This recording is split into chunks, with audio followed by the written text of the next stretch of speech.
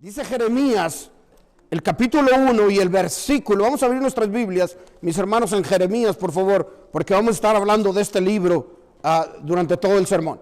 Porque dice Jeremías, el capítulo 1, el versículo de 1 al 5, dice, antes que te formases en el vientre te conocí, y antes que nacieres te santifiqué y te di por profeta a las naciones. ¿Verdad? Él era una persona especial, ¿verdad? El Señor lo preparó, el Señor lo ordenó. El Señor no solamente lo ordenó desde antes que naciera, sino en el vientre de su madre lo preparó para que fuera un profeta para las naciones. ¿Me entienden? Entonces indica, mi hermano, de que Jeremías era una persona bien especial, ¿verdad? Para el Señor, porque de antes de que él naciera, mis hermanos, él tenía ya un mensaje predestinado que decir a las naciones, ¿verdad? En ese tiempo era el pueblo judío, para el pueblo de Israel, pero ese mensaje, mis hermanos, es para nosotros el día de hoy. Es especialmente para ti y para mí. Y ese mensaje que traía Jeremías para el pueblo, para nosotros es un mensaje de arrepentimiento, de cambio que ellos tenían que hacer. Pero también un mensaje de gracia, de misericordia de parte del Señor. Es un mensaje de fe y confianza en nuestro Redentor y en nuestro Creador. Ese era el mensaje claro del profeta Jeremías para las naciones, y también es para ti y para mí. Y el Señor, mis hermanos, se lo muestra a Jeremías en 3 mensajes visibles. Y quiero hablar de esos mensajes visibles que el Señor le dio a Jeremías para ti y para mí el día de hoy. Mis hermanos, Jeremías se puso un poco, se puede decir, un poco renuente al llevar a cabo su misión, porque era un muchachito. Era un muchachito de menos de 20 años, es lo que dicen los teólogos. Menos de 20 años, un muchachito para ir a hablar ante reyes. Jeremías vivió bajo el reinado de 5 reyes. Y a la edad de 16, 17, 18, 19 años que él haya tenido, tener que ir a darle un mensaje a los reyes de arrepentimiento, de que tenían que cambiar su manera de vivir, y si no, iban a ser ¿qué? Llevados como esclavos, ¿a dónde? A Babilonia. Esto se trata el libro de Jeremías. Es el mensaje especial que Dios tenía para el pueblo judío, que dejaran su maldad, dejaran su pecado, mis hermanos. Y yo creo que también es un mensaje para nosotros. Este libro nos enseña lo mucho que el Señor detesta el pecado, que el pecado trae consecuencias, y no son consecuencias livianas, sino son consecuencias fuertes para ti y para mí. Y el Señor se lo muestra, como les dije, mis hermanos, en 3 lecciones objetivas, en 3 lecciones visibles que nosotros tenemos que verlas, 3 lecciones, se puede decir, vivibles, visibles. ¿Me entiendes? Y la primera lección que el Señor nos enseña es en Jeremías, el capítulo 3. Les voy a pedir que abran en Jeremías capítulo 13, por favor. Perdón. Jeremías, el capítulo 13.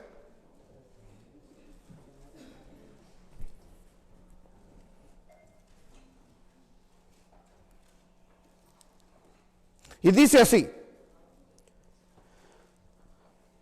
así me dijo Jehová, ve y compra ¿qué? Un cinturón de lino, y cíñelo sobre tus lomos, y no lo metas en el agua. ¿Qué le dijo el Señor? Ve y cómprate un cinturón de lino, pero ¿sabes qué? No lo laves, pero póntelo. Y compré el cinturón conforme a la palabra de Jehová, y lo puse sobre mis lomos. Fue y hizo lo que el Señor le había pedido, y se lo puso en el lomo Jeremías. Mis hermanos, el cinturón tenía mucho que ver con el sacerdocio. Nos dice Levíticos y nos dice Éxodos que el cinturón representaba santidad, dignidad y nobleza. Implicando, mi hermano, que Jeremías, como era descendencia de sacerdote, él tenía el derecho, el privilegio de ponerse ese cinturón, porque era sacerdote, su padre fue sacerdote. Eso es lo que nos dice en el capítulo 1, mi hermano. Y entonces, mi hermano, representaba dignidad y nobleza. Y luego le dice en el versículo del 3 al 5, ¿verdad? Pero también le dice una cosa de antemano y le dice, no lo metas en el agua. O sea, en otras palabras, no lo laves. El Señor no quería que ese cinturón pasara por ningún proceso de santificación. ¿Por qué el Señor no quería que pasara ningún proceso de santificación? Porque el pueblo, mi hermano, el pueblo judío, el pueblo israelita representaba ese cinturón. El Señor no quería perdonar sus pecados. El Señor estaba cansado, el Señor estaba harto, mi hermano, de tanto que pedían perdón, pero su vida seguía siendo igual, seguía siendo la misma. ¿Me entiendes? Y el Señor le dice, no lo laves. Y en otros versículos nos dice que el Señor no le permitió a Jeremías ni que orara. ¿Por quién? Por ellos, por causa de su maldad. Hay otros versículos en la Biblia, mis hermanos, que dice, otro versículo en la Biblia, mis hermanos, que dice que el Señor no escucha de las oraciones de los que no guardan, ¿qué? Sus mandamientos. Ustedes saben la consecuencia de la maldad. Y eso es lo que vamos a estudiar un poquito más para adelante, ¿verdad? Y le dice en el versículo 3 al 5, le dice, vino a mí palabra de Jehová diciendo, toma el cinto que compraste, que está sobre tus lomos, y levántate y vete al Éufrates, y escóndelo allí en las hondaduras de una peña. Fui, dice, fui pues y lo escondí junto al Éufrates como Jehová lo había mandado. Mis hermanos, el Éufrates, ¿saben qué parte queda? Está en Babilonia. El Éufrates está en Babilonia. Entonces él tenía que ir de Jerusalén hasta Babilonia a esconder ese cinturón que el Señor le había dado. 1280 kilómetros. Le dijo, ve y escóndelo en una andadura y entre las rocas, ahí déjalo. El Éufrates está en Babilonia y los babilonios vendrían y lo conquistarían. Eso es lo que el Señor le está tratando de decir al profeta Jeremías.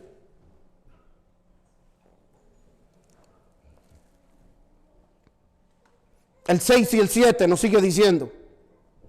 Y sucedió que después de muchos días, me dijo Jehová, levántate y vete al Éufrates y te tome de ahí el cinto que te mandé que escondieras. Entonces fui a Éufrates y cavé y tomé el cinto del lugar donde lo había escondido. Y he aquí, dice aquí, que el cinto se había podrido para ninguna cosa que era buena. Ahora, Dios le vuelve a decir a Jeremías, después de muchos días, haber regresado a Jerusalén, ¿verdad? Y le dice, ¿sabes qué? Quiero que regreses nuevamente para allá. Otros 1280 kilómetros, más o menos 4 meses. Y le ¿sabes qué? Regresa para allá nuevamente y trae el cinturón y a ver cómo está. ¿Y qué pasó con el cinturón? Dice que estaba podrido, o sea, no servía para nada.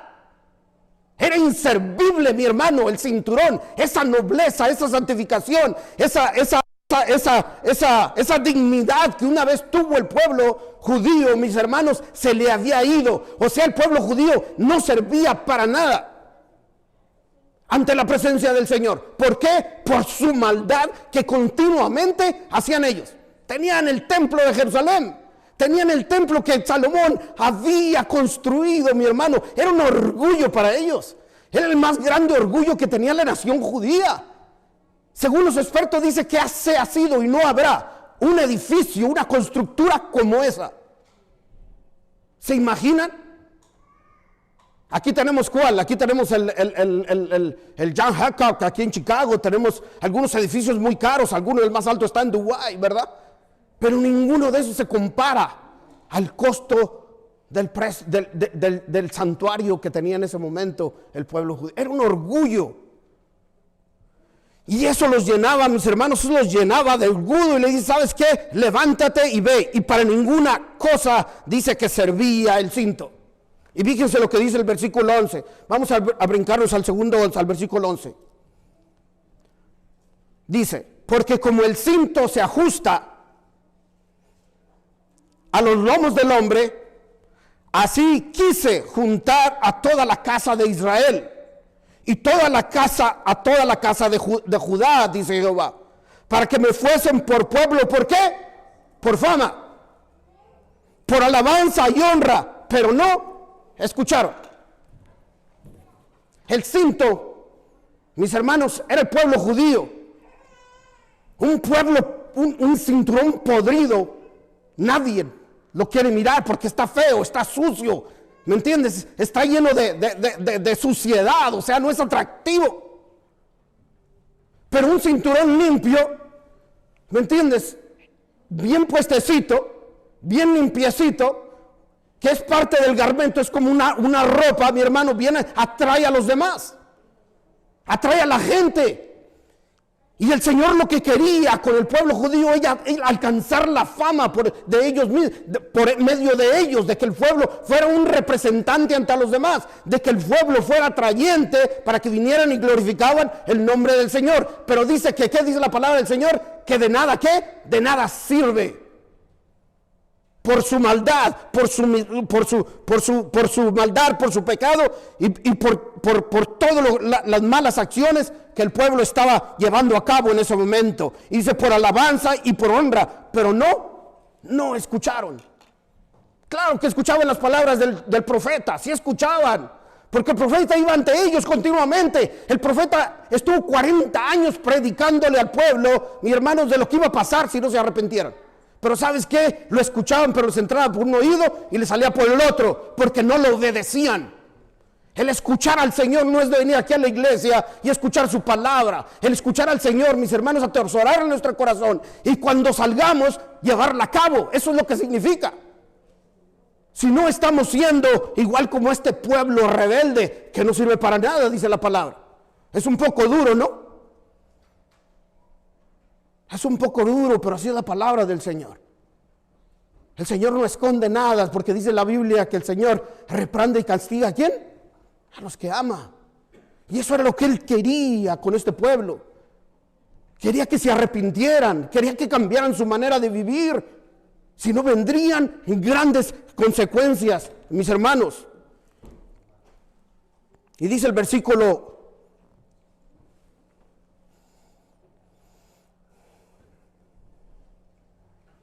Y dice el versículo 9, vamos a regresar al 9, así ha dicho Jehová, así haré podrir la soberbia de Judá y las muchas soberbias de Jerusalén. Este pueblo malo que no quiere oír mis palabras, que anda en las imágenes de su corazón y que va en pos de dioses ajenos para servirles, para mostrarse ante ellos, vendrá a ser como este cinto que para ninguna cosa es bueno. Mis hermanos, nosotros tenemos a Cristo Jesús. Él es el que nos da su gracia, Él es el que nos da su misericordia, ¿verdad?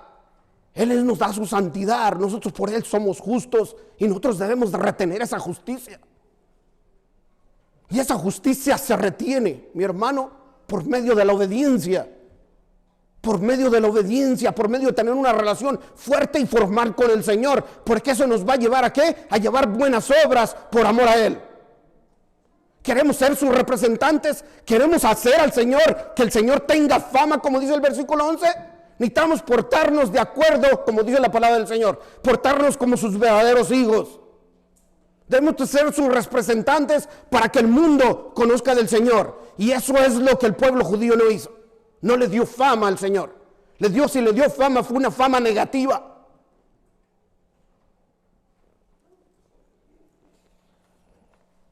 La segunda,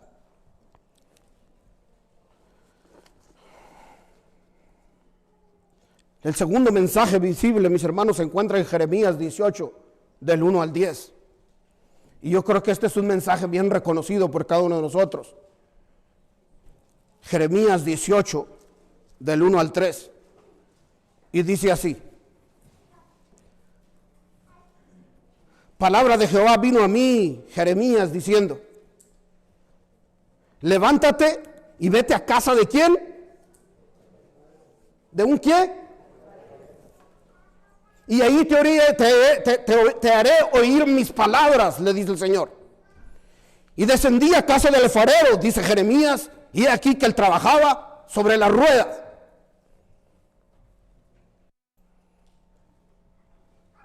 ¿Que él trabajaba sobre qué? Sobre las ruedas. Y la vasija del barro que él hacía se echó a perder en su mano y volvió y la hizo otra vasija, según le parecía mejor a él hacerla. Imagínense ahí Jeremías. Jeremías era muy sentimental. Jeremías le conocen como el profeta llorón. Pero ¿saben por qué él lloraba, mis hermanos? Porque amaba a su pueblo. Él sabía lo que le iba a sobrevenir a su pueblo si no se arrepentía. Ahora imagínense a Jeremías ahí mirando ¿cómo se dice? Al alfarero trabajar con lágrimas de llanto, sabiendo lo que le sucedía a su pueblo, mi hermano, sabiendo lo que le sucedía a su pueblo, pero a la misma vez miraba otra cosa, ¿verdad? Dice que se llevaba 3 cuentas. Se daba cuenta del torno, se dio cuenta del barro y se dio cuenta ¿de quién? Del alfarero. Y ahí él mirando cómo trabajaba el alfarero, mi hermano, se dio cuenta de cómo el alfarero giraba el torno y cómo manejaba el barro. Y en ese momento él pensó y dijo, bueno, pues ¿qué representa esto? Y el Señor le trae a su pensamiento, el Señor le ilumina su mente, haciéndolo entender de que el barro significa ¿quién? Significa nosotros, tú y yo. El torno significa las circunstancias de la vida y el alfarero lógicamente significa Dios, significa Jesús. Ahí Jesús ve Jeremías tratando de formar una vasija preciosa, una vasija que sea servible, que sirva para algo, ¿verdad? Y ve Jesús cómo están peladeando ahí el torno, dando vueltas para tratar de ¿qué? De hacer la vasija conforme sea su preciosa voluntad. Mis hermanos, yo no sé por qué circunstancia estás pasando, pero Jesús es el que tiene el control del torno. Jesús es el que lo tiene en control. ¿Me entiendes? Jesús está en control, debe estar en control de nuestra vida. Y si Él está en el control de nuestra vida, todas las cosas van a salir a bien. No importa si se ven que van mal, que están de la patada, que van hacia abajo. Mi hermano, el Señor es el que tiene en control cuando nosotros nos dejamos llevar por su palabra. Debemos de confiar en eso. Y Jeremías, eso es lo que ve. Jesús manejando el torno. Jesús manejando las circunstancias de nuestra vida. Pero se da cuenta Jeremías de que el barro ¿qué? Se deshace. Se da cuenta de que el barro se deshace. Y vuelve a hacer otro. Ve al maestro ahí, al alfarero, que vuelve a hacer otro. O sea, no se da por vencido. Sigue, continúa trabajando. Mis hermanos, nosotros somos el barro y somos hechos literalmente de barro. Nosotros estamos vivos por la misericordia del Señor. Y si nosotros somos barros, ¿no sería prudente permitir de que el Señor guíe nuestra vida? ¿Cuál es la diferencia entre la sabiduría de Dios y la nuestra? ¿El barro puede pensar? ¿Se puede formar a sí mismo el barro? El barro necesita que alguien lo forme. Y nosotros necesitamos del Salvador para que nos forme de acuerdo a lo que sea su preciosa voluntad. No a lo que yo piense, porque dice aquí que él se guía, dice, dice el versículo, y volvió y lo hizo otra vez según le pareció que mejor hacerla. El Señor sabe lo que es mejor para nosotros indiscutiblemente. No hay duda de ello. No importa las circunstancias que te encuentres en este momento, parezcan obvias de que tu decisión es la mejor que la que Dios está diciendo. Hay que confiar en el Señor. Hay que confiar de que el Señor, ¿sabes qué? Es el que tiene el control. Y hay que obedecerle, mi hermano, porque el pecado, ¿qué? Tiene consecuencias. Tú y yo le pertenecemos al Señor. Tú y yo le pertenecemos a Él. Y Él puede hacer con nuestra vida lo que bien le parezca. Pero Él nos ofrece la vida. Dice la Biblia, ofrece la vida, acepta la vida en vez de la muerte. Y eso es lo que nosotros debemos hacer, aceptar al Señor Jesús, mis hermanos, es aceptar la vida, seguir sus caminos y seguir sus principios.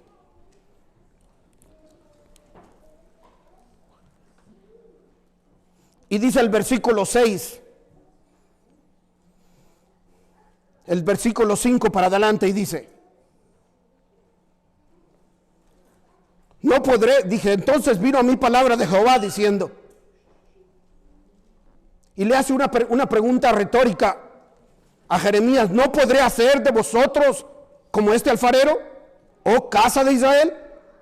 Dice Jehová: he aquí como el barro en la mano del alfarero, así sois vosotros en mi mano, oh casa de ¿qué? De Israel. En un instante hablaré contra pueblos y contra reinos para arrancar y para destruir. Pero si ese pueblo se convirtiere de su maldad contra la cual hablé, yo me arrepentiré del mal que había pensado ¿qué? Hacerles a ellos. O sea, este pueblo no se deja formar.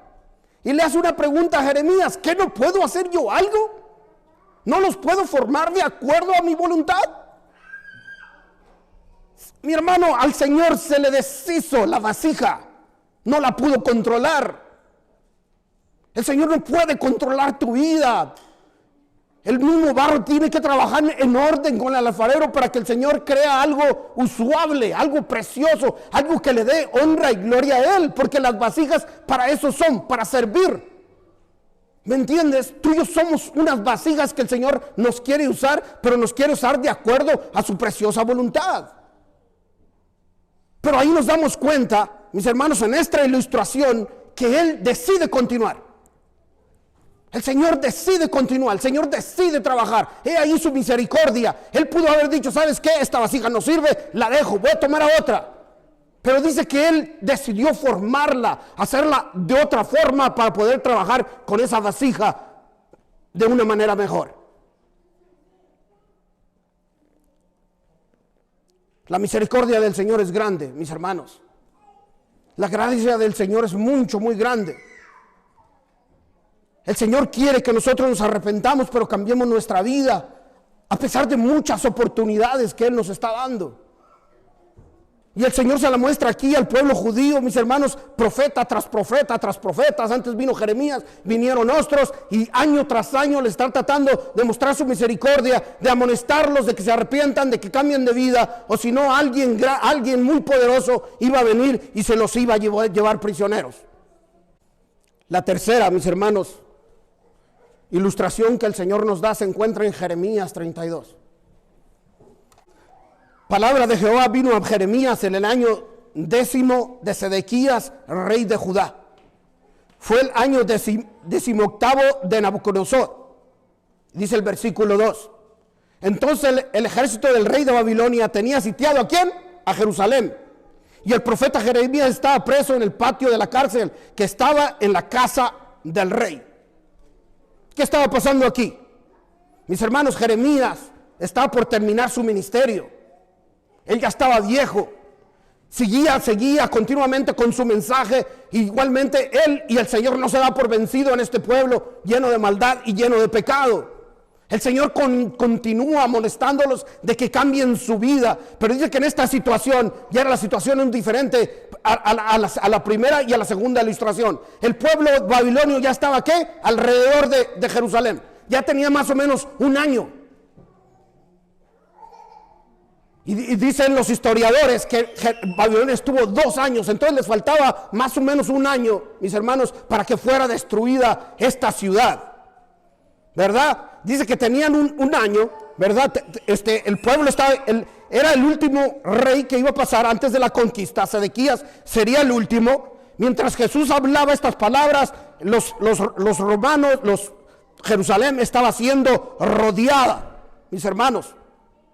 Y dice que Jeremías estaba en cárcel, en la cárcel del patio. O sea, ahí en esa cárcel del patio, era en la casa del rey, pero había un patio donde ahí normalmente descansaban los guardias. También ahí iban a visitar los familiares a las personas que estaban presos, ¿me entiendes? Era como una bodega. Entonces, allí estaba Jeremías preso. Pero Jeremías estuvo preso ahí, lo mandaron ahí por súplica de otra persona que le fue y lo suplicó al rey que no lo pusiera en el calabozo. Entonces Jeremías decidieron ponerlo ahí en el patio, en la prisión del patio. Y fíjense lo que dice el versículo 5. ¿Por qué Sedequías? ¿Por qué estaba en la cárcel Sedequías? Porque Sedequías, rey de Judá, le había puesto peso diciendo: ¿por qué profetizas tú diciendo así ha dicho Jehová? He aquí que yo entrego esta ciudad en manos del rey de Babilonia y la tomará. Y Sedequías, rey de Judá, no escapará de la mano de los ¿quién? De los caldeos, sino que de cierto será entregado en mano del rey de Babilonia, y hablará con él boca a boca, y sus ojos mirarán ¿qué? Sus ojos. O sea, Jeremías estaba preso simplemente por amonestar al pueblo. ¿Me entiendes? Amonestar al pueblo y decirle, ¿sabes qué? Alguien allá afuera, literalmente está afuera alguien que los va a tomar. Ya tenían ya tenían un año los babilonios afuera, ni así creían de que iban a ser tomados por Babilonia. Qué incredulidad del rey, ¿no? Y ahora por decir eso, lo mete preso. Y no nada más eso. Jeremías le está profetizando al rey. Le dice, ¿sabes qué? Tú vas a ver al rey de Babilonia cara a cara. Vas a ver, te vas a enfrentar a él cara a cara. Y es una profecía hecha. Fue una profecía cumplida, mi hermano. Vamos a continuar leyendo. Fíjese lo que dice el versículo 6.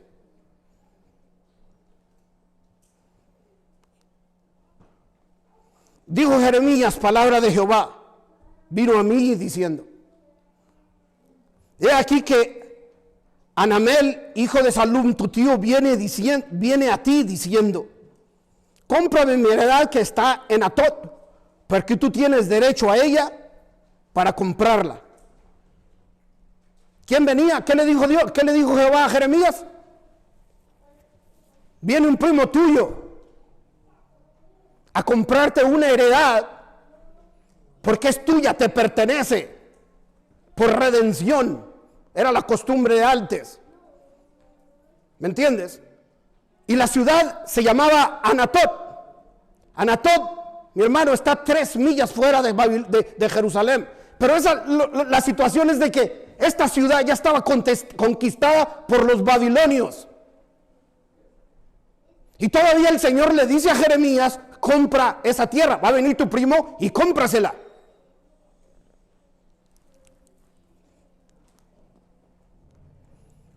Y lo dice el versículo 8. Y vino a mí Anamel, hijo de mi tío, conforme a la palabra que Jehová, al patio de la cárcel, y me dijo: compra ahora mi heredad que está en Anatot, en la tierra de Benjamín, porque tuyo es el derecho de la herencia y a ti corresponde el rescate conforme, cómprala para ti. Entonces conocí que era ¿qué? Palabra de Jehová. Mis hermanos, qué compra tan extraña, ¿no? ¿No creen? Qué compra tan extraña. Sinceramente, ¿hubieran hecho ustedes? ¿Hubieran comprado la tierra? Primeramente, ya estaba conquistada ¿por quién? Ya estaba conquistada por los babilonios. Segundo, él estaba prisionero.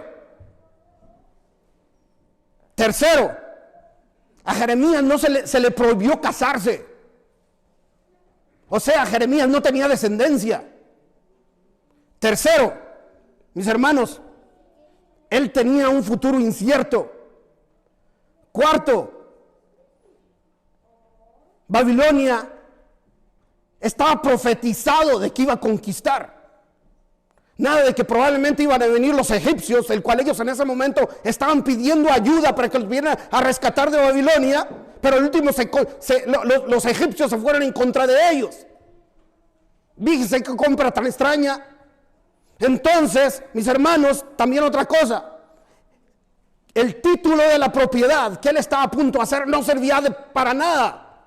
O sea, Jeremías estaba completamente perplejo, o sea, de comprar una propiedad, mi hermano, que no tiene sentido, que prudentemente no es lógico, mi hermano, comprar una propiedad así. Pero ¿cómo si no es tuya la vas a comprar? ¿Te imaginas esta situación triste de Jeremías? Y Jeremías más para adelantito se queja un poco ante el Señor, pero fíjate la situación en la que pone el Señor a Jeremías, algo ilógico, algo que no tiene sentido. ¿Te has sentido algunas veces así? ¿Por qué el Señor me pide hacer esto que no tiene sentido? ¿Por qué el Señor me tiene que decir que tengo que diezmar cuando Estoy en necesidad. Porque el Señor me pide que aguarde el sábado, cuando en realidad pues no puedo guardarlo por causa de mi trabajo, o porque no estoy acostumbrado, o por X cosa, mi hermano. ¿Por qué tengo que ayudar a una persona que necesita, si yo trabajo duro por mi dinero, no tengo dinero para ayudar a la persona y no le puedo ayudar en este momento? Porque el Señor me está pidiendo que haga estas cosas. O sea, no tienen sentido. Igualmente no tenía sentido lo que el Señor le dice aquí a Jeremías. Para nada. ¿Me entiendes? No sé lo que el Señor, mi hermano, te está llamando a hacer en este momento. Esto es algo personal. No sé lo que el Señor te está pidiendo que hagas en este momento. Si tienes que dejar parte de tu familia, si tienes que cambiar tu cultura, sea lo que sea, tenemos que confiar en el Señor.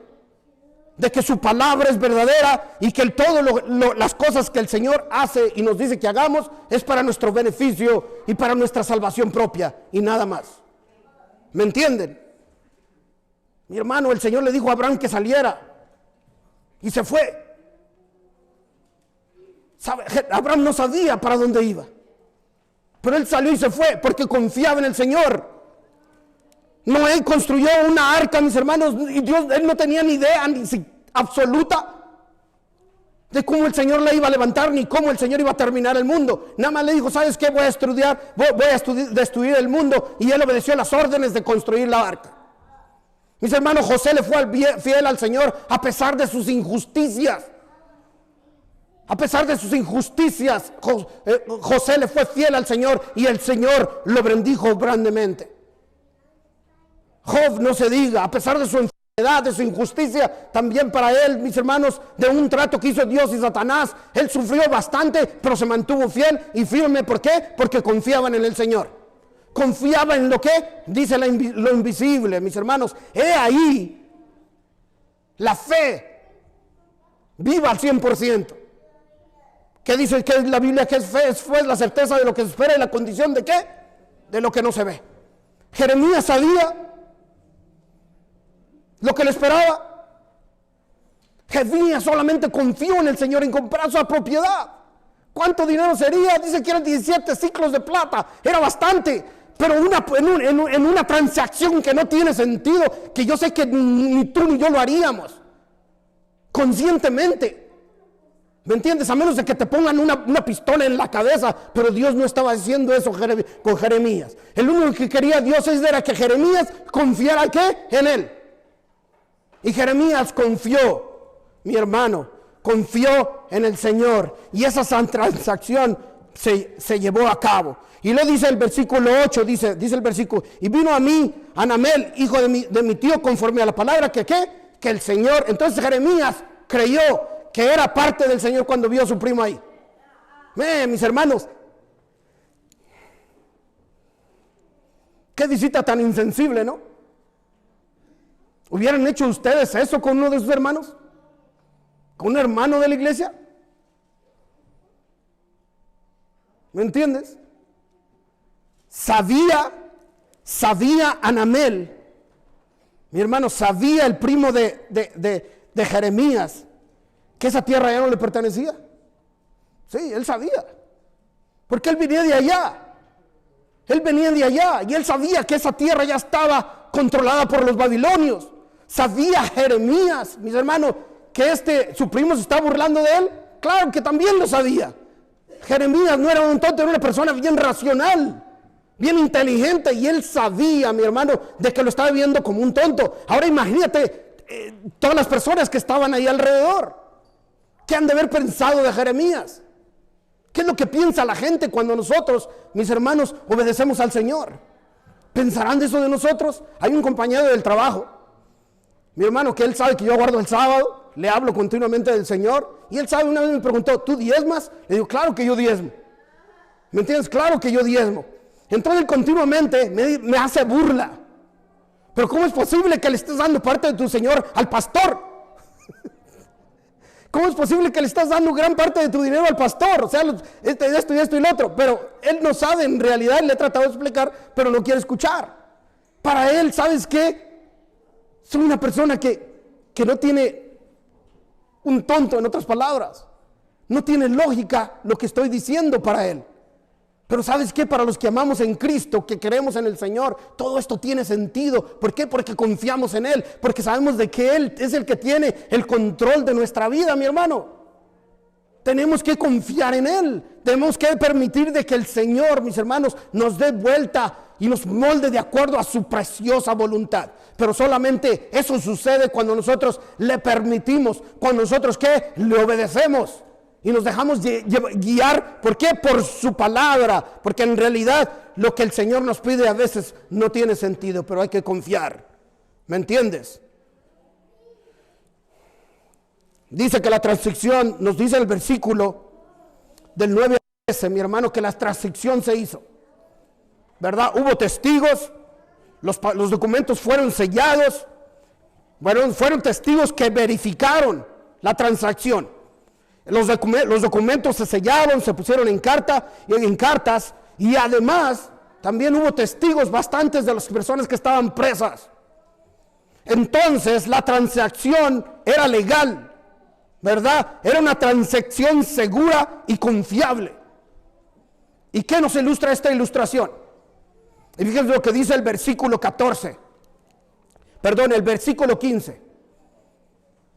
El versículo 15, el 32:15 dice: porque así ha dicho Jehová de los ejércitos, Dios de Israel, aún se comprarán casas, heredares y viñas en esta tierra.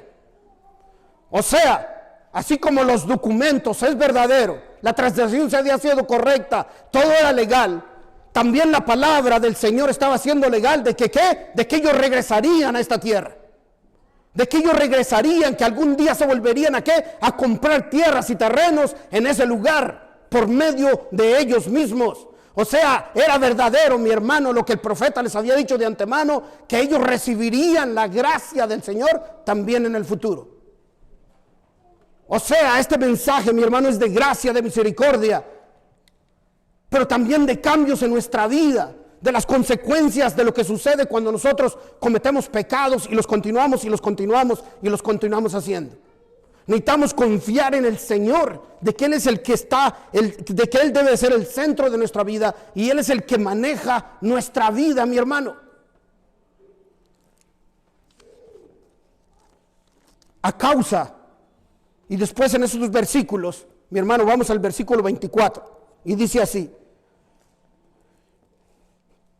A continuación Jeremías tiene una oración del 16 al 24. Pero en el último versículo del 25, fíjese en la expresión de Jeremías. Dice: oh Señor Jehová, tú me has hecho comprar la heredad por dinero y pon testigos, aunque la ciudad sea entregada en mano de los caldeos. Es una pregunta que le está haciendo. Señor, tú me has hecho comprar una heredad que en realidad no debí de haberla comprado. Ya está controlada por los caldeos, por los babilonios. En otras palabras, Señor, ¿qué estás haciendo? ¿Me entiendes? Jeremías aquí medio se queja en este versículo, dándole a entender al Señor que no estaba justo ni es correcto lo que le mandó al hacer. Pero el Señor, fíjate lo que le contesta el Señor. Y vino palabra de Jehová a mí diciendo: he aquí, yo soy ¿qué? Jehová, Dios de toda ¿qué? Carne. ¿Habrá algo difícil para mí? ¿Hay algo difícil para el Señor en tu vida? ¿Hay algo difícil? El Señor le prometió que iban a regresar y regresaron. Les dio un periodo de 70 años. Regresaron los 70 años exactamente, mi hermano. ¿Sabes por qué? Porque el Señor, tenemos un Dios lleno de gracia, lleno de misericordia y un Dios justo que también reprende y odia el pecado. ¿Me entiendes? Gracias al Señor que tenemos al Señor Jesucristo, ¿verdad? Que por medio de Él nosotros alcanzamos la salvación, a pesar de somos como somos, pero tenemos que llegar en un proceso de la santificación, mi hermano, de continuamente vivir una vida llena de misericordia, llena de obras buenas para la honra y la gloria del Señor.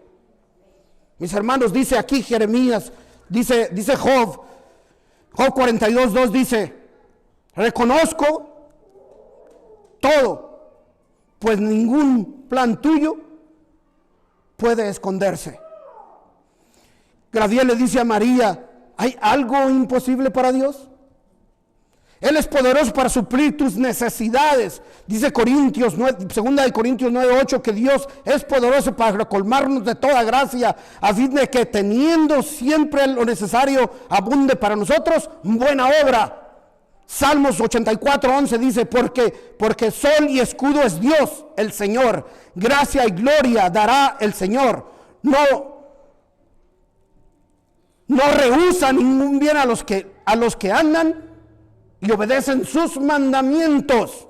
El Señor es poderoso para sanarte, dice Mateo 9:27, y dice que andaban dos ciegos tras él y le dijeron, Señor, ten misericordia de nosotros. Y el Señor les preguntó, ¿qué quieres que yo haga? Y estos ciegos queremos ser sanos, y Jesús les tocó los ojos y sanó. El Señor también puede sanarte, mi hermano. El Señor es poderoso para darte fuerzas.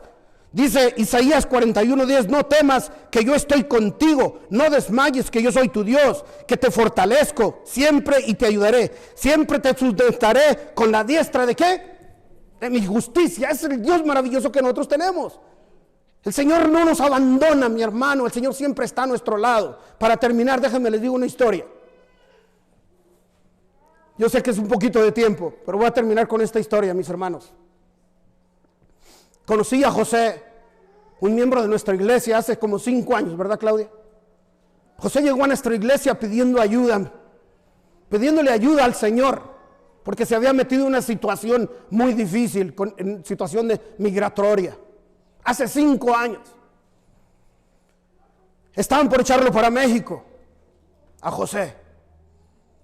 Y llegó buscando ayuda, buscando oración, pidiéndole al Señor que le ayudara. Pasaron 3 meses. A los 3 meses iba a tener su primer corte. Se la alargaron a otros 3 meses. Y así por 3 meses, cada 3 meses le estaban alargando su corte por 5 años. Así estuvo José. Por 5 años. Yo estaba muy involucrado en esta situación porque continuamente cada sol le preguntaba a José, ¿cómo te fue? ¿Cómo te fue? ¿Sabes que Heraclio me la alargaron y me la alargaron y me la están alargando hasta hace como más o menos 2 semanas? José me dijo, Heraclio, te tengo buenas nuevas. Ya van a cerrar mi caso. El juez me dijo que ya iban a cerrar mi caso, nomás me tengo que presentar este día, hace como más o menos como 2 semanas, porque el veredicto lo van a dar. El jurado ya está listo y está bien informado de todo mi caso. Bueno, 2 días yo le llamé anterior a ver cómo estaba la situación. Y me contestó triste, afligido, mi hermano, porque le dejé decir, ¿por qué estaba afligido? Porque él tiene 67 años, él casi nació aquí, llegó aquí chiquito. Él no tiene a nadie en México.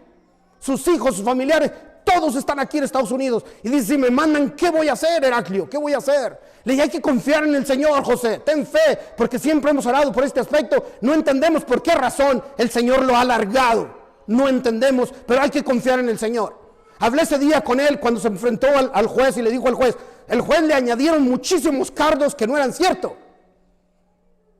Le añadieron cargos, mi hermano, que él estaba, y lo dice, y el jurado también me leyó también esos cargos, de todos los cargos que estaban considerando. Entonces me dijo, al mañana van a dar el veredicto, Heraclio, por favor. Pusimos a toda la iglesia a orar, mis hermanos. Al siguiente día hablé con él por teléfono y le dije, ¿sabes qué, José? No te afliges. No te afliges, confía en el Señor. ¿Sabes qué? No importa lo que diga el juez. No importa lo que diga el juez. No importa lo que diga el jurado. No importa la información que tiene el jurado. El Señor es más poderoso que ellos. Mucho más poderoso. Mis hermanos, cuando se terminó, les dieron el veredicto y todo. Me dejó un mensaje que no medio entendí. Entonces le regresé la llamada. Él estaba llorando. Pero él estaba llorando de alegría. Porque todos los cargos se los habían quitado. ¿Por qué razón el Señor permitió que se alargara por 5 años? Yo no sé. Pero ¿sabes qué? Él fue un hombre de fe. Él siguió yendo a la iglesia. Aunque le alargaban su caso, mi hermano, él confiaba y confiaba y confiaba en el Señor. Y ahora ya familiares de él se están en proceso de bautizarse. Por su testimonio. Por lo bien que él se ha expresado del Señor, su comportamiento, él hizo un cambio completo, rotundamente, mi hermano, completamente. Y muchas personas, miembros de su familia, están sellos atraídos a Dios por medio de él. Mis hermanos, eso es lo que nos sucede cuando nosotros confiamos en el Señor. No importa qué tan mal se vea la situación. José pudo haber dicho en el camino, ¿sabes qué? 5 años, el Señor no me ayuda. ¿Para qué vengo a la iglesia? Pero él conoció a Dios y aprendió ¿qué? A confiar en el Señor. Mis hermanos, la gracia del Señor está, pero no seamos abusivos, porque a veces así nos comportamos, ¿no? Abusamos de Él, de su nobleza, de su misericordia. Hay que dejar el mal para atraer a otros al Señor, para que Él reciba la buena fama. Que el Señor los bendiga.